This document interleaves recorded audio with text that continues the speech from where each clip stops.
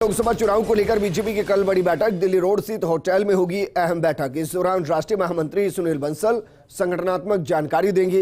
लोकसभा चुनाव की रणनीति पर मंथन किया जाएगा। वहीं राम मंदिर प्राण प्रतिष्ठा को लेकर भी चर्चा होगी। मुख्यमंत्री वचनलाल शर्मा, प्रदेश अध्यक्ष सीपी जोशी, प्रभारी अरुण सिंह, सह प्रभारी विजय राहटकर, संगठन महामंत्री चंद्रशेखर, राजेंद्र राठौड़, सतीश पूनिया, डिप्टी सीएम, मंत्री और पार्टी की वरिष्ठ नेता बैठक में शामिल होंगे।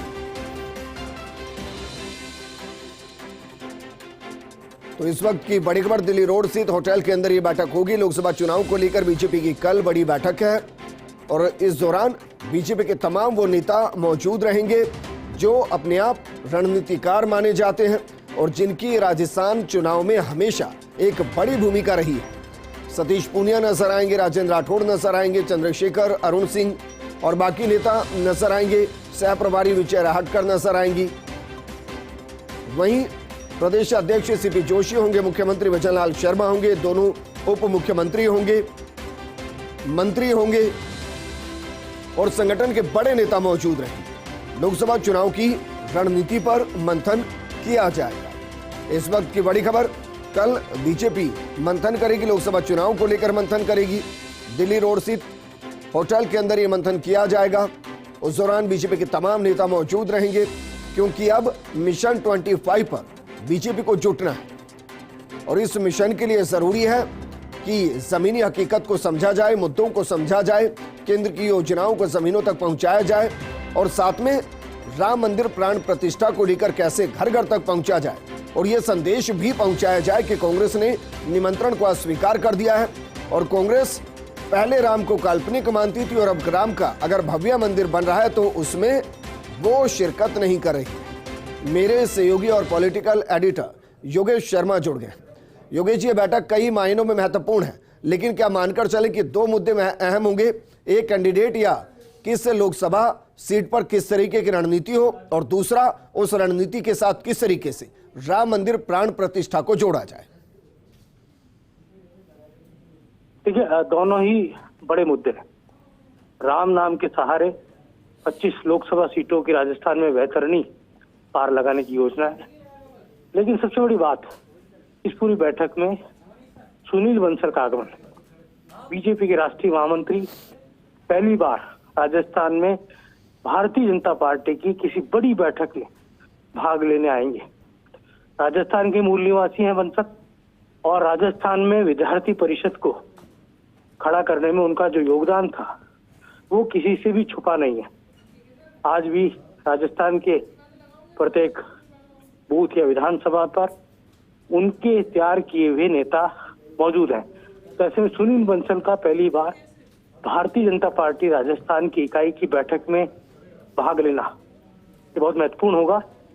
उनका संबोधन भी रखा गया है और साथ ही यहाँ पर यह भी महत्वपूर्ण बात है कि सुनील बंसल इससे पहले राजस्थान के विषयों को लेकर, यहाँ की राजनीति को लेकर कभी भी न तो सक्रियता दिखाते थे और न ही रुचि लेते थे। ऐसे में पहली बार अगर वो आते हैं और बैठक को संबोधित करते हैं और वो भी बड़ी बैठक जहाँ 25 लोकसभा सीटों की रणनीति बननी है, वो बैठक जहाँ अयोध्या में राम मंदिर प्राण प्रतिष्ठा के बाद होने वाले तमाम कार्यक्रमों को लेकर योजना बनानी है। वो योजना जो आगामी लोकसभा चुनाव तक कंटिन्यू जारी रहे, राममय वातावरण हर लोकसभा क्षेत्र में बने।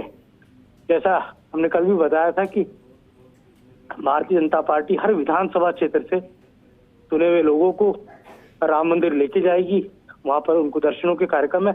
ये प्रोसेस इस पूरे 2-3 महीने तक लगातार चलेगा।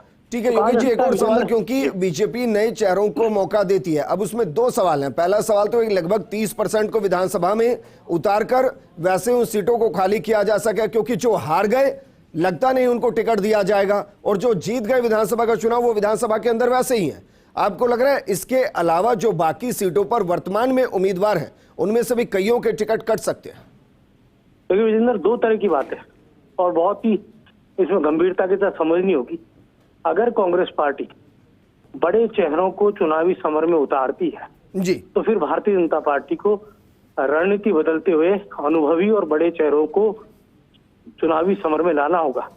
जैसा कांग्रेस में हम सुन रहे हैं अभी से कि अशोक गहलोत, सचिन पायलट, गोविंद सिंह डोटासरा, हरीश चौधरी और ये तमाम बड़े नेता लोकसभा चुनाव के समर में उतर सकते हैं, क्योंकि कांग्रेस की रणनीति ये है कि भले ही विधानसभा में सीट कम हो जाए, लेकिन लोकसभा चुनाव मजबूती से लड़ा जाना चाहिए। लोकसभा के अंदर कांग्रेस के सांसदों की संख्या में इजाफा होना चाहिए और राजस्थान में खाता खुलना चाहिए। अगर ऐसा होता है तो बीजेपी बदली हुई रणनीति के साथ उन तमाम चेहरों को, बड़े चेहरों को उतार सकती है जिन्हें विधायक बना दिया गया हो, जो विधायक बन चुके हैं और जो ये कहा जा सकता है कि वो राजस्थान में कुछ एक ऐसे बड़े नेता भी जो मंत्री भी बन गए। लेकिन अगर जरूरत पड़ी और लगा पार्टी को कि इन्हें ही लड़ाना उपयुक्त होगा, तो वैसे भी किसी भी चुनाव में टिकट वितरण का सबसे पहला मापदंड विनेबिलिटी होता है। तो विनेबिलिटी के आधार पर कास्ट समीकरण, जातीय तमाम मुद्दे, क्षेत्रीय समीकरण, इन तमाम बातों को लगते हुए कांग्रेस की रणनीति अगर ये सामने आती है कि वो बड़े चेहरों को सामने ला रहा है, तो भारतीय जनता अब ये पार्टी कह रहे हैं कि जो लोकसभा से विधानसभा है, कोई गारंटी नहीं हो विधानसभा से वापस लोकसभा चले जाएं।